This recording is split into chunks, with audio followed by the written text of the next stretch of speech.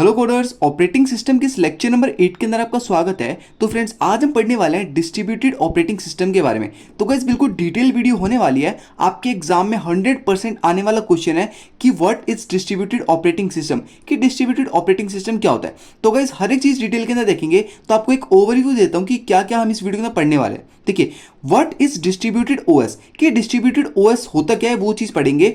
How it's work, ये कैसे काम करता है। Explain with diagrammatic view, guys आपको ये सभी चीजें एक डायग्राम की हेल्प से भी समझाई जाएंगी, जिससे गाइस आपका विजुअलाइजेशन अच्छा होगा। देन गाइस बात करेंगे एप्लीकेशन ऑफ डिस्ट्रीब्यूटेड ओएस, कि हमारे डिस्ट्रीब्यूटेड ओएस की क्या एप्लीकेशंस है, क्यों हम इसको यूज करते हैं। Then guys advantage and disadvantage होंगे हमारे डिस्ट्रीब्यूटेड ऑपरेटिंग सिस्टम के।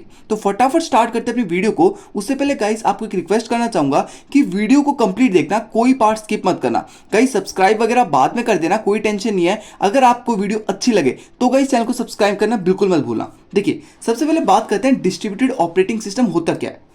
तो a distributed operating system is like a team of computer working together. देखिए, क्या है डिस्ट्रीब्यूटेड ओएस, एक टीम की तरह काम करता है। जैसे गाइस बहुत सारे कंप्यूटर आपस में मिलकर एक पर्टिकुलर टास्क को परफॉर्म करते हैं, उसे क्या बोल देते हैं हम, डिस्ट्रीब्यूटेड ऑपरेटिंग सिस्टम। इस चीज को एक डायग्राम की हेल्प से भी समझेंगे, तो अभी टेंशन मत लेना। सबसे पहले देख लेते हैं कि डेफिनेशंस क्या बोल रही है। देखिए, सेकंड पॉइंट आता है, it allow multiple computer to work together in coordinate manner to perform task. इसके अंदर क्या होता है गाइस, बहुत सारे कंप्यूटर एक पर्टिकुलर मैनर के अंदर काम करते हैं, और उस मैनर को कौन कोऑर्डिनेट करता है। कोऑर्डिनेट का मतलब कौन इन सभी चीजों को संभालता है, हमारा ऑपरेटिंग सिस्टम इस सभी चीजों को संभालता है, ठीक है।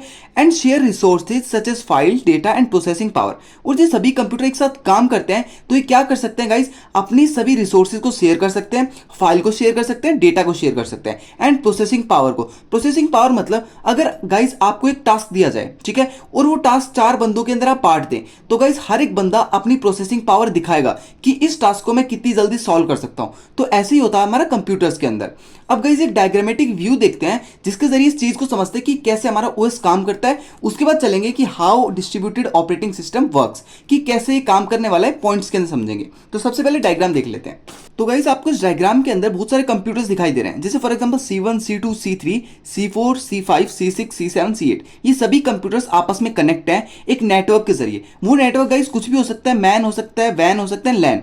तो अभी देखते हैं, देखिए यहां पर ये सभी कंप्यूटर एक नेटवर्क के जरिए कनेक्ट है, एंड इन सभी कंप्यूटर को कौन कोऑर्डिनेट कर रहा है, हमारा ऑपरेटिंग सिस्टम कोऑर्डिनेट कर रहा है कि कौन से कंप्यूटर का क्या काम है। जैसे for example C1, C2, C3, ये तीनों कंप्यूटर जो ऊपर वाली लाइन में है, इनका क्या काम है, प्रोसेसिंग कंप्यूटर। ये गाइस जो भी यूजर टास्क देगा उनको प्रोसेस करने का काम किसका है, C1, C2, C3 का है, ठीक है। एंड अब बात करते हैं, देखिए C4 एंड C8, ये दो कंप्यूटर्स, ये क्या हमारे सर्वर्स। अभी सर्वर्स क्या होते हैं, सर्वर्स गाइस एक डेटाबेस होता है जो हमारे डेटा को कलेक्ट रखता है। जैसे फॉर एग्जांपल आपको मान लीजिए कोई डेटा चाहिए, जैसे आपको मान लीजिए कोई वेबसाइट ओपन करनी है, तो आपका जो ब्राउजर है वो किसी सर्वर को बोलता है कि उस आपको एक HTML एंड CSS का कोड प्रोवाइड करे।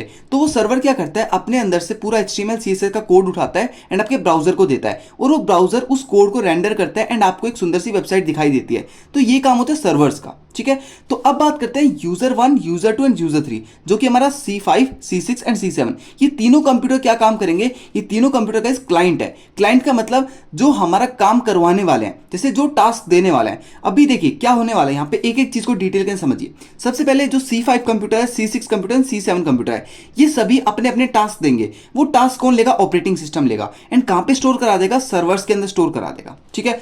अभी ऑपरेटिंग सिस्टम कॉल करेगा C1, C2, C3 को कि गाइस 3 यूजर है एंड 3 यूजर को अलग अलग काम करवाना है। तो फटाफट ऑपरेटिंग सिस्टम तीनों को अलग अलग काम दे देगा, एंड ये तीनों जो C1, C2, C3 है, वो डेटा कहां से उठाएंगे, वो डेटा उठाएंगे सर्वर के अंदर से, ठीक है। सर्वर से वो डेटा लेंगे एंड प्रोसेस करेंगे, देन रिटर्न करके कहां दे देंगे, यूजर को दे देंगे। तो ये पूरा काम कौन करता है, हमारा डिस्ट्रीब्यूटेड ऑपरेटिंग सिस्टम, ठीक है।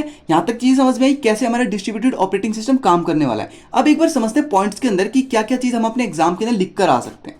देखिए यहां पर दिखा रहे हैं how distributed operating system work. तो सबसे पहला पॉइंट होता है टीम वर्क। देखिए टीम वर्क क्या होता है, मल्टीपल कंप्यूटर ज्वाइन टुगेदर। इसके अंदर बहुत सारे कंप्यूटर आपस में ज्वाइन रहते हैं to share their power and resources. उसके अंदर बहुत सारे कंप्यूटर क्या करते हैं, अपनी पावर को शेयर करते हैं एंड अपने रिसोर्सेज को शेयर करते हैं। रिसोर्सेज मतलब अपनी मेमोरी हो गई, अपना डेटा हो गया, अपनी फाइल हो गई, जिससे क्या होता है हमारा सभी काम एक कोऑर्डिनेट के अंदर परफॉर्म होता है। अब बात करते हैं सेकंड पॉइंट की, स्मूथ ऑपरेशन। देखिए स्मूथ ऑपरेशन का मतलब क्या है, to the user it feel like using a single computer. देखिए जब यूजर गाइस इस चीज को यूज करता है, मतलब डिस्ट्रीब्यूटेड ऑपरेटिंग सिस्टम को यूज करता है, तो उसे लगता है कि वो अपने कंप्यूटर के अंदर ही सारा काम करता है। लेकिन even through many are working behind the scene, लेकिन उस टाइम पर कुछ और ही हो रहा होता है। क्या हो रहा होता है कि आपके बहुत सारे कंप्यूटर आपके काम को कर रहे हैं एंड आपको क्या लग रहा है कि आपका कंप्यूटर ही ये वर्क कर रहा है, लेकिन ऐसा नहीं होता। डिस्ट्रीब्यूटेड के अंदर क्या होता है, बहुत सारे कंप्यूटर आपस में मिलकर काम करते हैं, ठीक है। तो इससे क्या होता है, हमारा जो पूरा काम होता है वो एक स्मूथली वर्क करता है। अभी बात करते हैं थर्ड पॉइंट की, जिसके अंदर देखेंगे इजी एक्सपेंशन। इजी एक्सपेंशन क्या है गाइस, देखिए you can add more computer to the team to handle more task और डेटा। हम क्या कर सकते हैं, हम गाइस और भी कंप्यूटर ऐड कर सकते हैं अपने पूरे डिस्ट्रीब्यूटेड ऑपरेटिंग सिस्टम के पूरे स्ट्रक्चर के अंदर, जिससे जो हमारा काम है वो गाइस और भी एफिशिएंट तरीके से हो सकता है और भी फास्ट तरीके से हो सकता है। अब देखते हैं रिलायबिलिटी। रिलायबिलिटी क्या होती है, if one computer in the team fails then other can handle.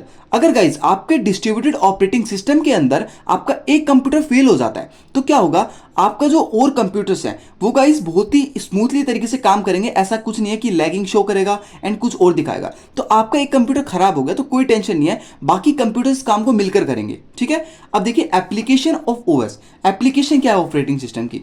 तो फ्रेंड्स अभी तक आपको वीडियो के अंदर चीजें समझ में आ रही है, तो फ्रेंड्स चैनल को सब्सक्राइब कर लेना, क्योंकि फ्रेंड्स डिटेल के अंदर हर एक चीज आपको यहाँ पर बताने वाला हूँ। तो फ्रेंड्स पूरी सीरीज आने वाली है ऑपरेटिंग सिस्टम की, कंप्यूटर नेटवर्क की, एंड फ्रेंड्स जितने भी आपके बीटेक के सब्जेक्ट्स हैं सबको डिटेल के अंदर मैं यहाँ पढ़ाने वाला हूँ। तो देखिए सबसे पहला एप्लीकेशन है क्लाउड कंप्यूटिंग। अभी क्लाउड कंप्यूटिंग क्या होती है, फॉर एग्जांपल मान लीजिए आपको क्लाउड के अंदर एक पीडीएफ बनानी है, ठीक है। आपके पास इमेजेस है एंड उस इमेजेस को आपको पीडीएफ में कन्वर्ट करना है। तो क्या करेंगे, सबसे पहले अपने कंप्यूटर पे एक वेबसाइट खोलेंगे। मान लीजिए कोई भी वेबसाइट खोली, तो आपने वो वेबसाइट खोली, आपने क्या किया, सबसे पहले एक वेबसाइट खोल ली, ठीक है।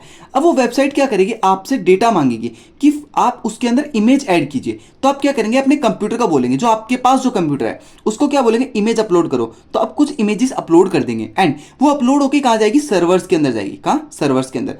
अभी जो कंप्यूटर्स को खाली मिलेंगे, आपका जो ऑपरेटिंग सिस्टम है वो ढूंढेगा कि कौन से कंप्यूटर खाली है। तो जो सा कंप्यूटर को खाली मिलेगा तो वो काम उसको वो दे देगा, ठीक है। वो क्या करेगा, आपकी इमेजेस को लेगा, प्रोसेस करेगा, उसको पीडीएफ में कन्वर्ट करेगा एंड आपके ऑपरेटिंग सिस्टम को प्रोवाइड कर देगा, सर्वर को प्रोवाइड कर देगा। अब सर्वर क्या करेगा, आपको ये एक पीडीएफ के रूप में रिटर्न कर देगा। तो ये होता है हमारा क्लाउड कंप्यूटिंग। मतलब अपने कंप्यूटर के जरिए हम एक वेबसाइट के ऊपर काम कर रहे हैं, उसको क्या बोल रहे हैं, क्लाउड कंप्यूटिंग। गाइस ये क्लाउड कंप्यूटिंग सिर्फ नेटवर्क के थ्रू हो सकती है, मतलब आपके पास इंटरनेट कनेक्शन होना जरूरी है।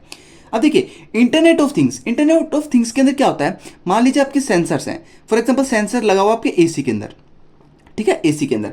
अभी आपके एसी के अंदर लगा हुआ है, तो आपको मान लीजिए घर आना है एंड आपने अपने एक एप्लीकेशन से आपने एसी को आधे घंटे पहले ऑन करना है। तो आप कुछ बटन प्रेस करेंगे, अपने मोबाइल ऐप खोलेंगे, कुछ भी करेंगे, तो वो नेटवर्क से कनेक्ट है। तो जो भी कंप्यूटर खाली मिलेगा वो क्या करेगा, आपके एसी को ऑपरेट करेगा एंड आपके एसी को ऑन कर देगा आधे घंटे पहले। तो ऐसे काम करता है इंटरनेट ऑफ थिंग्स के अंदर हमारा डिस्ट्रीब्यूटेड ऑपरेटिंग सिस्टम।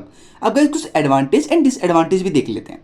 देखिए कुछ एडवांटेजेस क्या है, resources can easily share such as file, data and processing power. देखिए डिस्ट्रीब्यूटेड ओएस के अंदर क्या होता है, हमारे जो रिसोर्स होते हैं वो इजीली शेयर हो जाते हैं। शेयर का मतलब जैसे फाइल्स हो गई, डेटा हो गया, प्रोसेसिंग पावर हो गई। सभी कंप्यूटर अपने अपनी प्रोसेसिंग पावर को शेयर करेंगे, तो बहुत सारी पावर एक साथ एक टास्क के ऊपर लगेगी, तो वो टास्क बहुत इजीली एंड बहुत फास्ट तरीके से एग्जीक्यूट होगा। तो ये एक मेजर एडवांटेज है हमारा डिस्ट्रीब्यूटेड ऑपरेटिंग सिस्टम का। देखिए we can easily add more computer to increase performance and speed of performing operations. क्या होता है, देखिए we can easily add more computers. हम गाइस बहुत सारे कंप्यूटर ऐड करते हैं, इजीली कर सकते हैं, ठीक है। उससे क्या होगा, उससे गाइस हमारे जो ऑपरेशन की स्पीड बढ़ेगी एंड हमारे कंप्यूटर की परफॉर्मेंस बढ़ने वाली है। हमें अपना काम देना है, वो काम गाइस बहुत जल्दी होकर आ रहा है, तो उसका मतलब क्या है, आपका कंप्यूटर बहुत अच्छी परफॉर्मेंस दिखा रहा है आपके काम के प्रति, ठीक है। तो ये होता है हमारा क्या, डिस्ट्रीब्यूटेड ऑपरेटिंग सिस्टम के एडवांटेज। तो 2 एडवांटेज मैंने लिखे हैं, बाकी गाइस और भी एडवांटेज हैं, तो आप गाइस इंटरनेट पर जाकर और भी एडवांटेज पढ़ सकते हैं। लेकिन आप अपने एग्जाम के अंदर इतना जो आंसर लिख कर आ गए, तो गाइस आपको फुल में से फुल मार्क्स मिलने वाले, इस चीज की गारंटी मैं लेता हूं। अब बात करते हैं डिसएडवांटेजेस क्या है। तो गाइस जिस चीज के कुछ एडवांटेज होते हैं तो उसके कुछ डिसएडवांटेज भी होते हैं। देखिए the design development and management. क्या, डिजाइन डेवलपमेंट एंड मैनेजमेंट।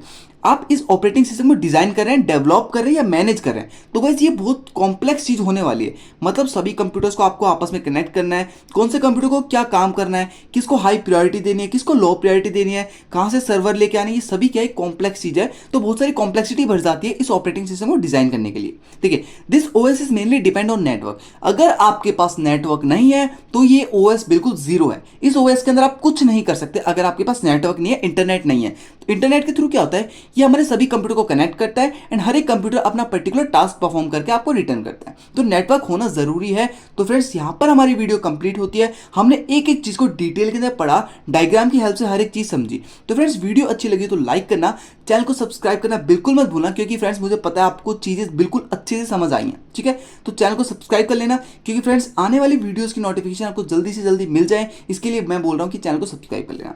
अब फ्रेंड्स मिलते हैं नेक्स्ट वीडियो के साथ, तो अभी के लिए thank you so much and keep coding.